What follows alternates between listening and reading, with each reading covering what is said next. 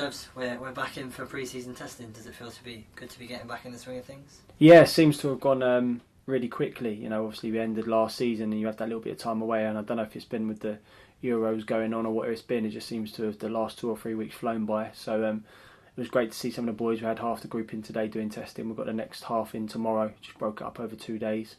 And then we start back all together, everything properly on Monday. So I'm looking forward to it.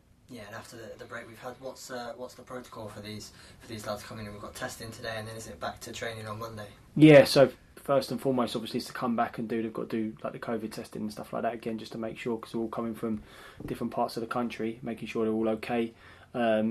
Sizing up to get a new training kit ready for Monday morning, and then in the gym doing some testing, body stuff and weights, body fats, all that sort of stuff, all the usual stuff that probably most clubs do. Do all of that, see where they're at sort of baseline fitness, and then we're back on the grass, back out there with the balls and getting ready to go as of Monday morning. So we're all looking forward to it. Yeah, you're happy with what you've seen so far from the first batch of lads we've had back? Yeah, I am. To be honest, because it was getting taken care of by Nicky and Jason Roscoe, and I didn't watch it too much, but from everything I've been told, they've come back in good shape. And I think it's just the nature of it now. Probably when I first started playing, it pretty much was have a blowout over the summer, try and do a few little bits before you come back. But I think these boys now just seem to keep themselves fit from last day of the season back to the start of it. I know I had to speak to a few of them about making sure they had a little bit of time off and rest and recuperate, because it was tough last year in terms of how many games you played in such a short space of time. So a little bit of rest, let the body recover.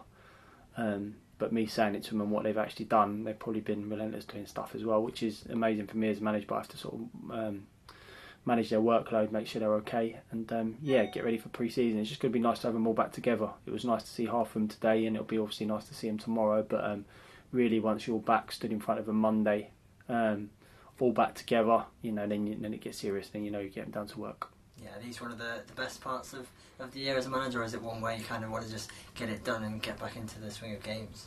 Yeah, look, it's a time to reflect, which I've had to on last season. But yes, I don't know, I wouldn't say it's enjoyable because there's so much uncertainty of what you're doing. You have meetings with players at the end of the season and you make decisions, but then you sort of talk to players about wanting to stay, and for one reason or another, some people don't stay at the football club, so that's always tough, especially when you wanted them to stay. And then you have to sort of recruit to replace people, to make you stronger in areas that you feel like you need to strengthen from last year. And I think it's 100% at every level. The summer sets you up for the season ahead, because if I get my recruitment wrong, then we won't be a good team next year. For all the stuff that you do on the training pitch and all the improving that you can try to do as a coach or a manager, I believe that win leagues or promotions or successful in what you do in the summer and recruiting the right type of characters, the right type of players, and then making sure they fit into the way what you want to do things. So it's been a little bit slow this summer. We've done 3 bits of business so far. We're working really hard on obviously some other areas as well. And there might be a couple more in by the time we actually start on Monday. But I also realise it might be 2 weeks into pre-season, 3 weeks into pre-season. As long as I get the group together and how I want it to be ready for the preparation for that first game of the season is what's going to be most important.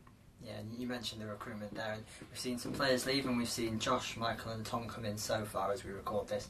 Are you happy with the incomings? And obviously you said you're looking to hopefully add a couple more. Yeah, look, it's obviously having discussions with the boys and had to make some tough decisions on boys I wasn't going to be offering new contracts, and it's great to see that they've all been sorted, which I'm not surprised by because they're good players, good people as well. And then there was a little bit to and fro whether Parks was going to stay, Birdie was going to stay, and Greener, and obviously they've decided, to go to other places, and we wish them the best of luck. I only worked with Birdie for a year, but I think everyone see the improvement in the second half of the season. So I hope for his own career that he keeps on that trajectory and keeps doing well at Kings Lynn.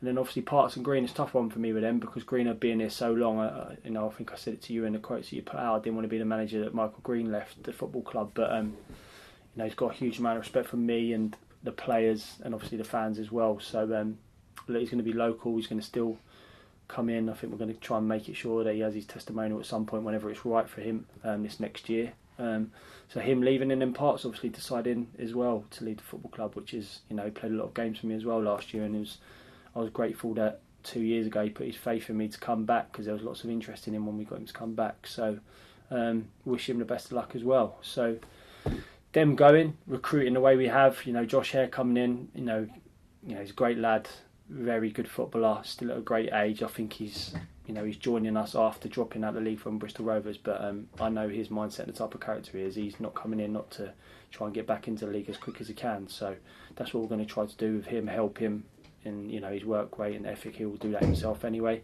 And then Kelly, we really watched him a few times last year. Obviously gives competition for places on that left-hand side of the pitch as well with Joe, and they're both quite adaptable. They can play a few different positions, them two. And then obviously it was important to get another centre-half in. Tom Broadbent's come into the group. We're losing Birdie, losing Parts, and that's still an area of the pitch we're looking to strengthen as well as some other areas. So, look, really pleased with the three that we've done. We've had to be patient in different ways with all three of them, but they've all been first choices that I won in them areas, which is amazing for me as a manager. Sometimes you miss out on first choices in certain positions because they go to other places, but once I knew what I needed in them areas, they had been identified and we had to be patient to get them done, but they've all agreed to join the club, which is amazing. Now it's making sure the other boys that I bring in, they're the right ones to add to this group as well. But I look on the board and seeing what we have already here, we've got a nucleus of a real good squad and good people, and some of the boys re-signing was just as important to me as these boys were bringing in. So looking forward to seeing them all back together on Monday. Yeah, and as well as the talent we've got in the squad, a good part of us under yourself has been the togetherness of the group. Are you happy that when you see them all on Monday, that'll be, you'll feel that again straight away from the start with the new lads as well? 100%. That's a key ingredient for me. Like you talk about formations and all that sort of stuff and tactics, and I've been the same as anyone else watching the Euros, and I think a massive part of the success that England have had is because people have questioned Southgate left, right and centre for his team selection or his tactics within it. There seems such a good togetherness in that group, as strong as I've seen in any England group. The way people have reacted to some of the stuff that's been said is just ludicrous and I think I'll speak for everyone on that. I hope that gets changed pretty soon, because it's not right, the stuff that goes on social media. But that togetherness and the way they backed each other, good and bad, in the England squad is exactly what we want to be doing here, and it's a big thing for me. I've been lucky enough as a player to be in some teams that are successful, and that's the biggest thing. Accountability. If you lose a game, don't blame someone else or what could you do better. Me doing that as a manager as well. I said to the boys, and I said to you, I think when I look back on last season and missing out on the playoffs, I blame myself as much as anyone, in decisions you make over the course of the season. I think I have to do better with things like that, but I think I've got a group of lads as well that are willing to take it on the shoulders and say they could have done better at certain games. So the boys we've added to it and the ones that I've kept, their togetherness, their team spirit, they've come from the first day. Seen them already. Like I'm saying, I was flitting in and out, so I didn't see it, but I could hear them backing each other, getting each other through it, which that's part of pre-season. I'm not old school in terms of what I do, but I believe you've got to work hard pre-season.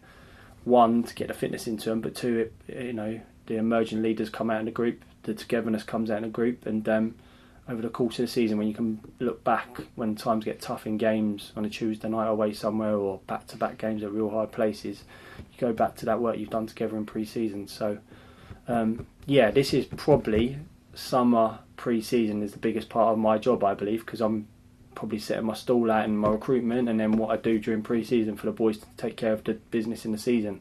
It's all on them once the season gets going. Yeah, I've got to make decisions as the season goes on, and tactics and picking players, of course that's important, but I think recruiting the right people with the right characteristics and then making sure the pre-season's good for them to all come together, and look forward to that first game of the season. I know we start a week later, but being here and seeing how much work's been done to the pitch a week later starting for me is no big deal when I think how amazing that pitch is going to be. And I think for all you guys and for Barnsley especially to not have to worry about whether we're going to have a home game on a Saturday when it's pouring down with rain, we're going to just know it's okay, it's ready to go. So some good stuff's happened on the playing front and the work I'm trying to do, but I think a lot of the stuff that's going on behind the scenes at the football club's amazing. It just shows every year that I've been here as a player, now coaching and manager, the club keeps improving, and it's my job to make sure that we keep doing that as well.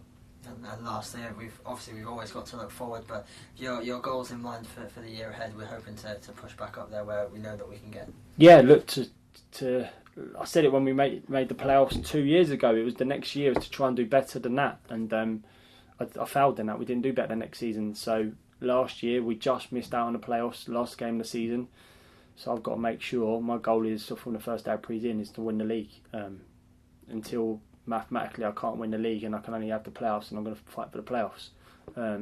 There's no other thought in my mind, and that's not putting pressure on myself or putting pressure on the group, but we do this to be successful. You know, if I was going, I hope we finish 10th in the league or 15th or whatever, then I certainly would be going against everything I'm about. You know, I want to do well and determined to have a group that want to do like that as well. So yeah, look, try to win the league. I know there'll be 22 other managers doing exactly the same. We all say it and do it in different ways, but all of us, when you set out, you want to do as good as you can, and that's what we're trying to do. We know it's certainly not getting any easier. The two teams that have dropped down from League Two, you always look and think, you know, what sort of business are they going to do? Are they going to, you know, are they going to have as much finances? But they've signed some very good players. I look at the business being done in and around the league. People are signing fantastic footballers, so it's going to be tough again. But we're looking forward to it, and yeah, we want to finish as high up as we can. And if we finish higher than we did last year, let's be honest, we're going to probably be in the playoff positions or trying to win the league. So certainly a lot of hard work ahead to do that. Got to get a few more things right on the recruitment front in the next few weeks. Hard work pre-season. And, you know, results in pre-season mags, we all want to win, but it's going to be more the work that we're doing to make sure we're ready for that first game of the season. And, yeah, hopefully to have a successful season.